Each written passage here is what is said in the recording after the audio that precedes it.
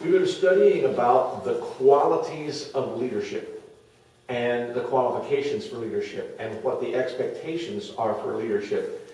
And we've gone through this questionnaire. If you have been looking at this, independently, you'll see that this is actually a Bible study that is threaded together from about 25 different places in Scripture that are all kind of woven together about what godly qualifications really are. And so you have to go through each individual paragraph maybe to see the basic place where those qualifications are coming from Scripture. But rather than do a verse by verse jumping back and forth in the Bible, we've got them organized this way so it's a little easier to follow. And it kind of puts them into clumps with similar qualifications.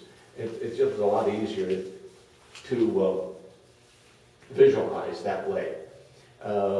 It's such a big topic and it's so varied that it's hard sometimes. Now what I'd like to do when we get to the search committee and we get that group of people who are both praying for a new pastor and who are working on the committee, hopefully we'd like to have about a group of 20. 5 or 6 on the committee itself, another 15 or 14, something like that, in a prayer circle around them, that we can be praying together, talking together, working together, so that there's that kind of a core group working toward the pastor. I'd like to have these printed like on a kind of a hand sheet that you can take with you when we go interviews with pastors. We do practice interviews with some willing volunteers to show us what it would be like to sit down and actually go through the process and ask some of the questions and go through. And this would be one of the, like a handout sheet that you'd have in your hands, and you go, oh, I like that quality. I can see that quality in this person. Or here's one of the things that really impressed me about this. And it'll be right along these same general qualification lines. And you can pull them up and remember from our discussions which ones you thought, really rang out of that individual interview. Okay? Each week when we start, I give you a couple of warning signs. Danger, beware, all right? Signs. And so this week, it's danger, beware. You can only go forward, not back. Now, I say that very gently because all of us have had enough history, both individually and within our church framework. We can look backwards and see a lot of very wonderful things, but that's sort of past. That time is gone. And so you think back to what it was like and you think, wow, that would be wonderful to have that experience again. Have you ever had a favorite pastor? Someone who really impressed you, who really took care of you, who was there when you needed them? Have you had a church where you felt like you were just the most loved person in that church family ever? And that was a precious time. You were surrounded by people that they may not have been blood relatives, but they felt just like family. All right? When we go to finding pastoral leaders, or we're setting the agenda for what our church is supposed to be in the future, one of the biggest temptations is to go back and try and recapture something of what it was. Okay? I'm not making this up. I took care of a church less than 6 months ago. And they came in for a big seminar to say, okay, well, here's how we move this church forward. And the man leading the seminar said to the church leaders, what do you want to accomplish here?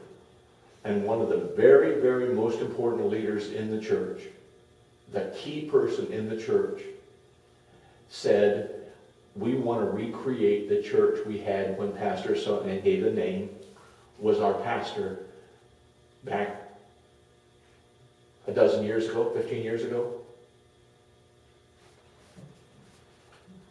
We want to recreate what we had before everything changed. And you can go through the whole list of changes. We're not going to go through all of the diseases and all of the traumas and all of the changes that went through their lives. But we can no longer be at that church. We want to recreate the church we had then. Now, I'm not asking you for some sort of a crass, unspiritual judgment, but just out of your own sense of your own heart, what's the likelihood they're going to do that?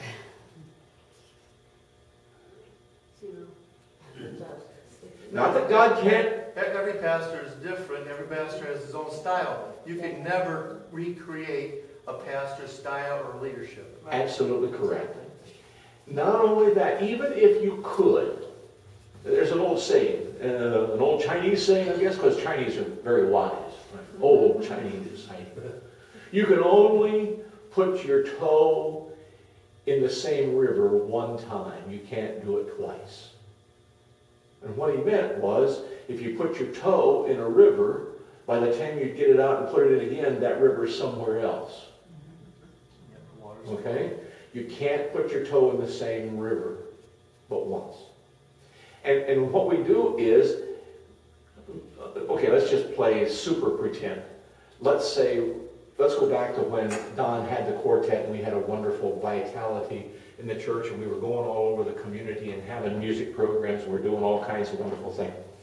Let's say we get a family with as many talented people as the Ditchfield families, you know the Ditchfield singers, and we brought them in. Now we've got the whole quartet. We've recreated this wonderful musical gift. Are we going to have the same result if that wonderful talented family came in here as we had when Don and his group were traveling all around the area? No. Why? Well, the community is different, and the people are different, and the mixture of personalities is going to be different. And it just won't feel the same. Now, whose fault is that? We got to be careful now, because here's the next step. If we can't recreate it, it's got to be somebody's fault. Well, I'll give you a clue. It's okay to say it's Bob's fault. But I'm intentionally,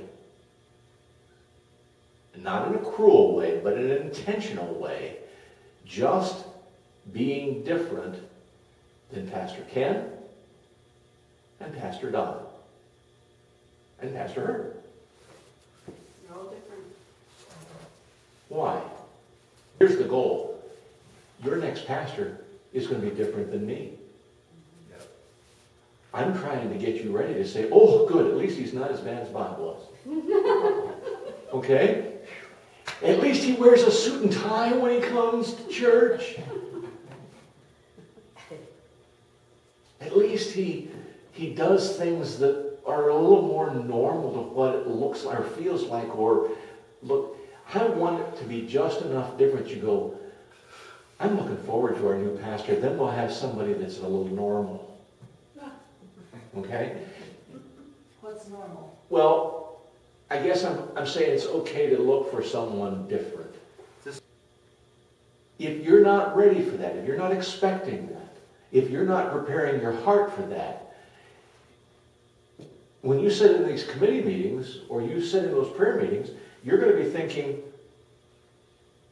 I like that because it looks like something that really was important in my life. How do we get past looking backwards when we should be looking forward? It only comes through consistent, earnest prayer. What do you want us to be from here forward, Lord? What do you want us, a Good Shepherd, to be as we move forward? Because if we have only one picture in our minds, if we have this one thing that we keep going back to. I was given a slip of paper just last Sunday. Here's an idea that I think would work. It worked up in our home church back in where we come from. Okay? Yeah, I appreciate it. I'll actually put it in the file. We'll consider it. But we have to say, Lord, what do you want us to be from here forward? And so we also do that when we're talking about the person and the qualifications. We have to just be open to what God's leading us to do. Okay? With that warning sign up there, don't look backwards, look forwards. Don't pray backwards, pray forwards. We're going to go on through some of these qualifications. Number 12 is the one that we have to start off with. And it's also one of the most volatile or emotional. It says, one person who manages his household well, keeping his children under control with all dignity, having children who behave, not accused of dissipation or rebellion. I mean, those are the children, not the pastor. All right? Now, how important is the pastor's family?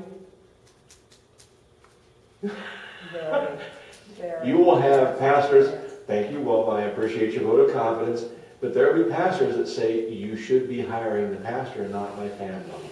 Mm-hmm. Okay? Why? Because some pastors have particular challenges.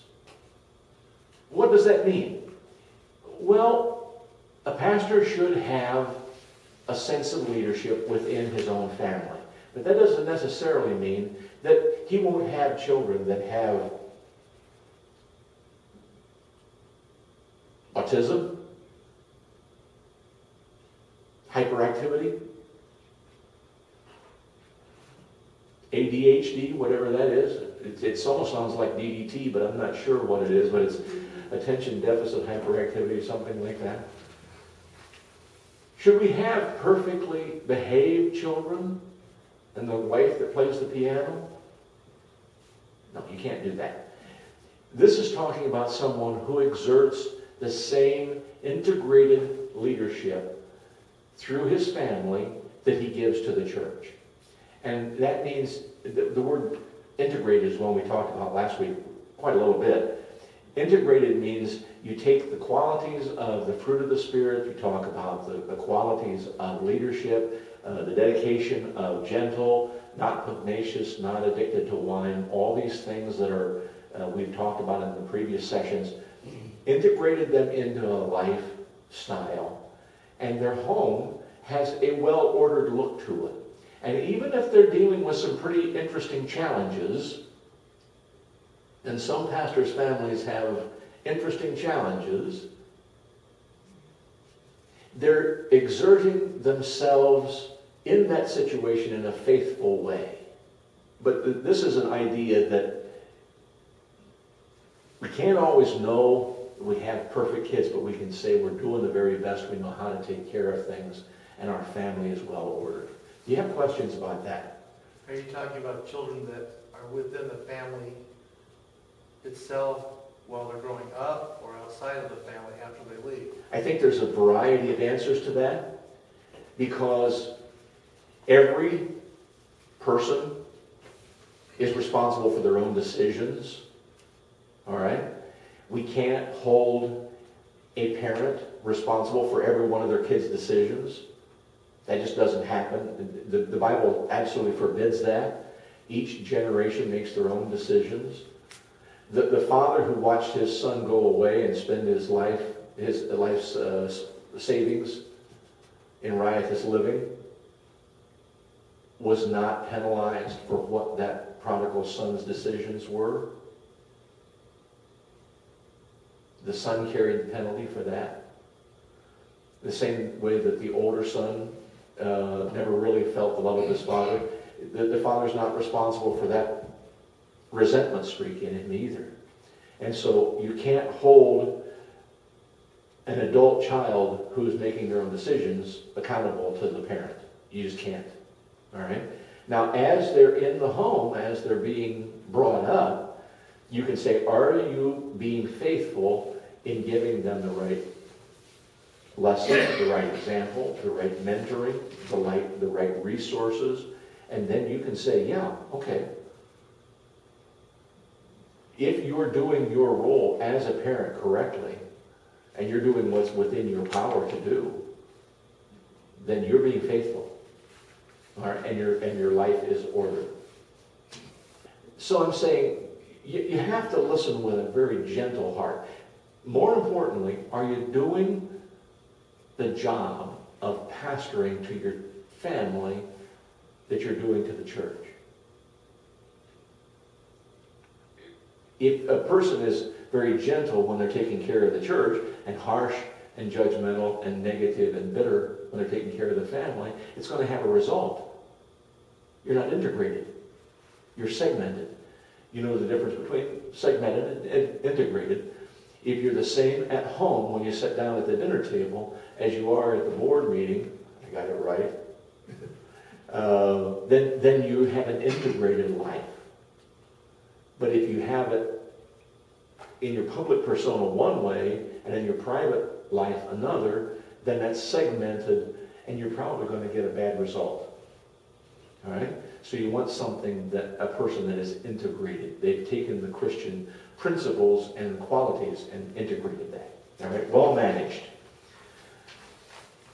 And you can get into a lot of variety on that because our families are wonderfully complex and the potentials are there. Number 13, not a new convert. Why not a new convert? Some of the new converts have passion, have wonderful, exciting testimonies of what God's done, who have, this transformation experience. Why not a new convert? Experience. Experience? Maturity. Maturity? What else are we looking for? Consistency. Over time. Maturity? Certainly. Experience? Well, how else do you get experience but except by having experience?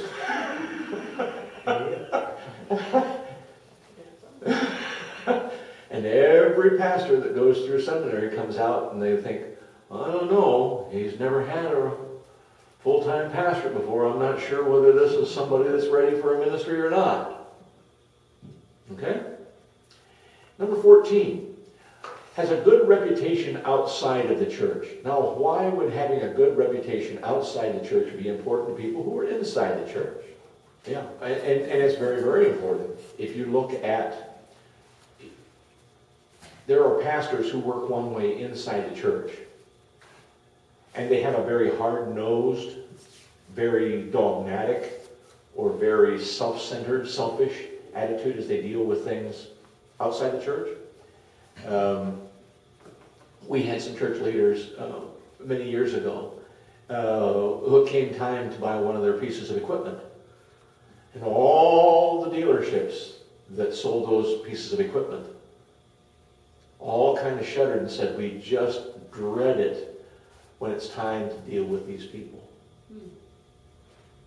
They just harass us and harangue and beat and pound on our heads, and they work for a better and better deal, and they try everything they can to whittle a person down and just keep haranguing and harassing them to the point where they just can't.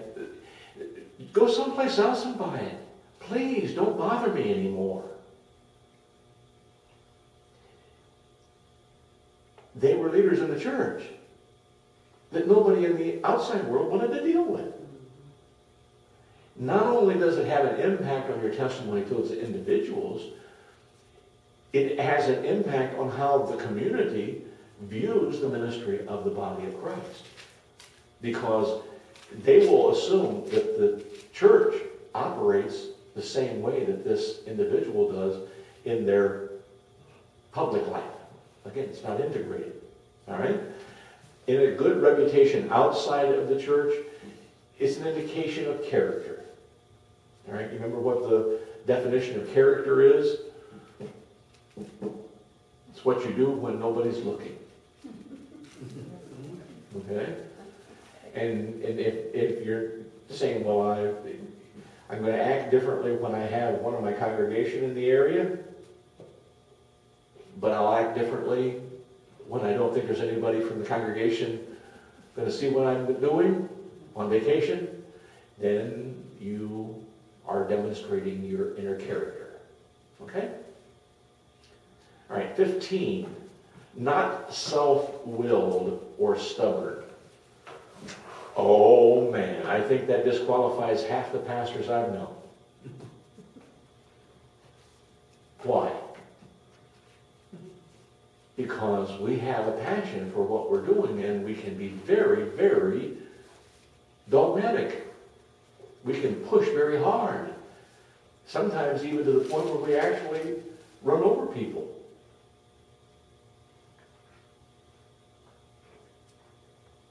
That's not really a sin, but you got to be careful what the motivation is.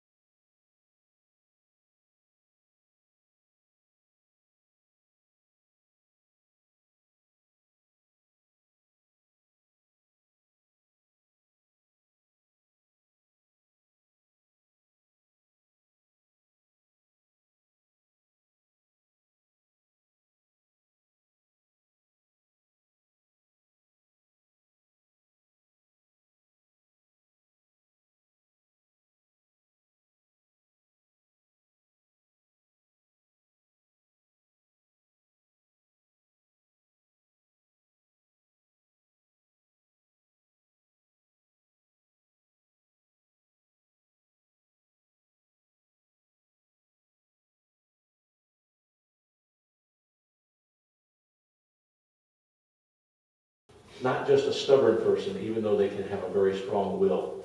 All right? Not quick-tempered. And you don't really know that until you get a little closer to a person, get to know them.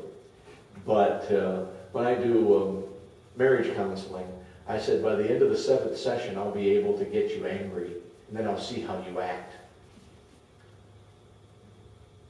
Hopefully, by the time you get through the interview process and you've had a chance to sense who these people are, you might just get a sense of what kind of question you could ask that might get under someone's skin.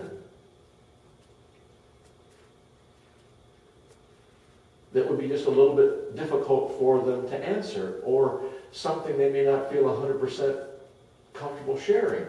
And then you see how they respond.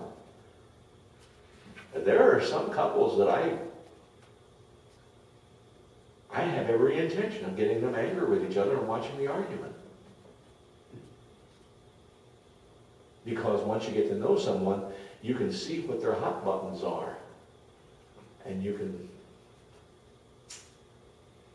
I'm doing it for a godly purpose.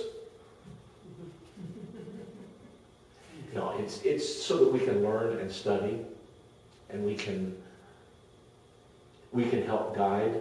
Because one of the most difficult things in marriage counseling is how you act when you're upset will be one of the strongest indicators of the strength of that eventual relationship. How you act and how you are trained to respond when things are going really, really badly is the thing that you can do to help couples survive better than anything else you can do. We do surveys and go back over. And the couples that had conflict management, anger management, conflict resolution were the ones that survived best because they had the tools for how to get along with that. And so when you're quick-tempered, sometimes it's just because you don't have any other options, and you just respond because that's what's worked before. All right? And you push right back. All right. But it's not usually a good idea. Loving what is good. How would I put this in different words?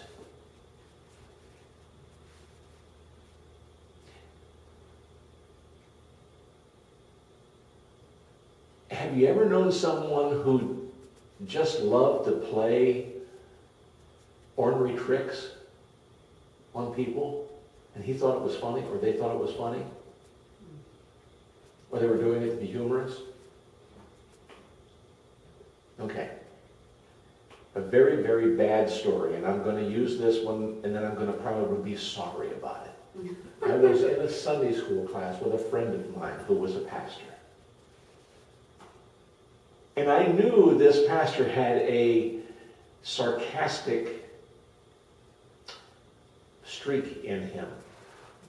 One might even say a little bit of a mean streak in him. And I was sitting in a Sunday school class before the lesson was supposed to start that he was going to teach. And the couples were coming in. It was kind of a young marrieds class, and they were all coming in, and they're sitting around and so, and they all talking in the normal kind of conversation back and forth. And one of the ladies turned to one of the young ladies in the class and said, "I love that dress. That's a new dress. Yeah, it's new. It's kind of exciting to be able to have a new dress." And my friend turned to her and looked and said, "You know, my father used to get cattle feed in a sack that looked just about like that." Okay.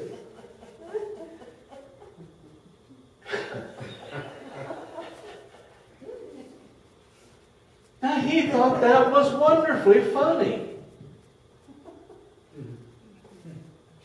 She did. Tears came to her eyes. All right, now, is that sinful? No. No. But if you had to ask the question, does it show a demonstrated love for what is really good? You'd have to say, no, it doesn't really. Matter whether or not he did that intentionally, though. Oh, he did. Oh, was This was his sarcastic streak. I mean, if it was just said out of not meaning that in that particular way, this was intentional. He thought it was telling a joke. He thought he was joking with her. And he just, I don't know whether he still does it or not, but the point is that streak cost him his ministry in that community. Not just that one time, but I mean, it showed he didn't have a passion for what was not only just good, but what was the best. All right? And does that mean he's sinful? Does it mean he's not a nice person? Does it mean he doesn't have a nice family? No, none of those things. It just, there's an edge there that shows something isn't really settled in his heart. He hasn't really fixed onto what is really good. 18. It has but one word, but it carries a ton of weight. A person who is just. A person who wants fairness, who wants equity, who wants uniformity in the way that people are handled and treated. They want something that is lawful. It's right. It's justifiable. When I was in business law, had a wonderful teacher named Bob Walker, and he said, don't ever think that the law is moral or right. It's just the law. It's just the law. And a lot of times, if it's applied badly, it's going to be very unjust. Now, the man was a judge in the city of Findlay, Ohio. He was a classmate of both my parents and Judy's parents. And so Bob Walker was a good man over many, many years. At one point, we had to go before him because they found that our dog didn't have a license, and we got a $35 fine. I had to show up in front of his court, and he had the most wonderful conversation. Oh, Bob, how's your mom and dad? Judy, how's your, oh, it's so good to see you. Everything's there. It's just all wonderful, and it's so wonderful to see you again. And you ended up with a good class, good grade in my business law class and everything. $35 fine and cost. And he said, remember what I told you? It's just the law. Okay? Just means, it doesn't care what the law is, although the law is a very important thing. Is it being administered well? Is it being done well? Is it fair? Is it just? Devout. The word devout means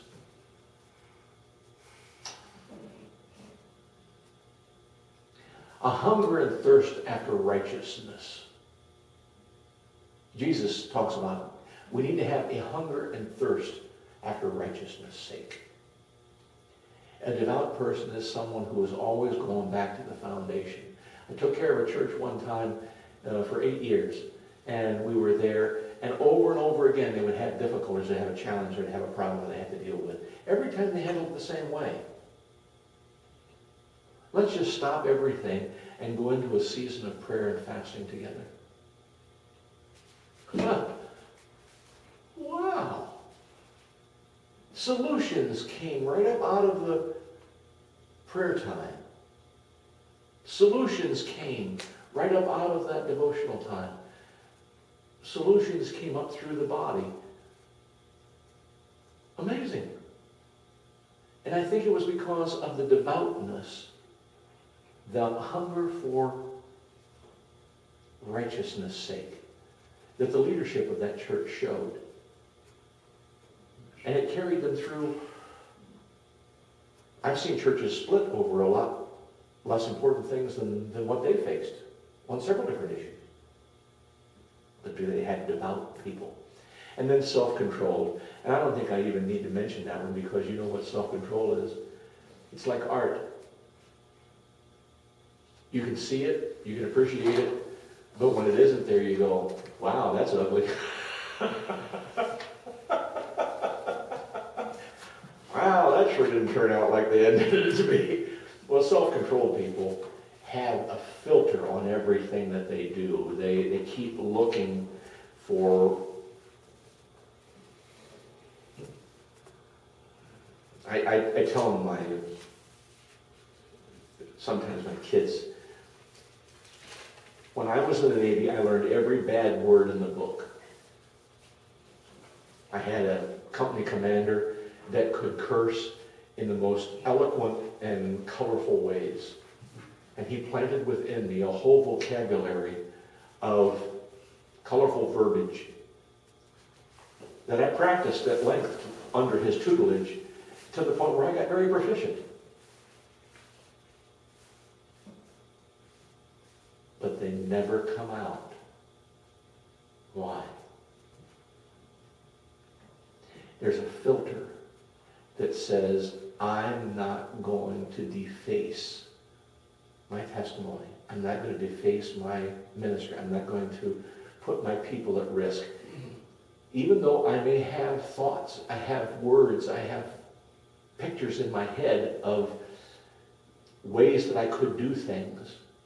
No, it is captured. My words are captured, my thoughts are captured, my word pictures are captured and made submissive to Jesus Christ. And that's the only way to live in ministry. Okay, we've gone through 20 categories, 20 different descriptions of what Christian leadership is supposed to be looking like. All right? 20 different definitions. Do you feel a little overwhelmed, a little humbled? Okay? You're not going to find them all in any person. You can't hold it so that one person gets all these things perfectly worked out. But there ought to be a pattern. There ought to be an overarching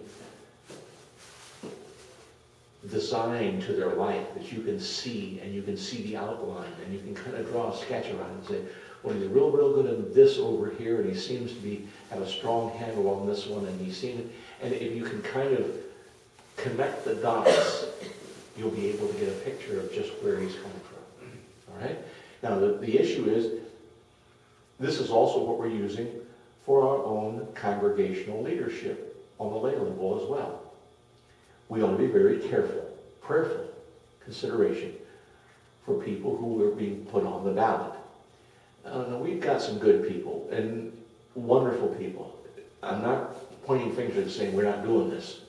It's just, this is to remind us all that we have to hold ourselves accountable as well. There's not going to be a pastor going to want to come if, as a church board, got it right again, the percentages are in our favor, Larry. Yes, they are. That is not disciplined, self-controlled, dedicated, devout, temperate, looking for the good, searching for that hungering and thirsting after righteousness, because he will not find a kindred spirit that he can work with. It's important for us as a congregation to hold ourselves to the same qualifications. Okay? It sure humbles me to talk about church leadership, because I look at it and go, there's a lot there to think about.